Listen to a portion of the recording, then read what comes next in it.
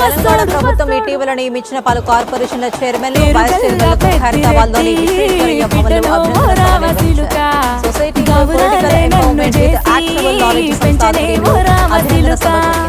అన్నే సత్యనారాయణ, డాక్టర్ గోపాల విద్యాసాగర్, అట్టేపల్లి రామచంద్ర నేతృత్వంలో Khammam corporation chairman Bandi Ramesh, vice chairman Parashuri Murali ఈ కార్యక్రమంలో పెద్ద సంఖ్యలో కుల సంఘాల నాయకులు, ప్రతినిధులు పాల్గొని అభినందనలు తెలిపారు. కార్పొరేషన్ ద్వారా కులంలోని పేదలకు ప్రభుత్వ పథకాలు అందేలా చర్యలు తీసుకుంటామని చైర్మన్ చెప్పారు.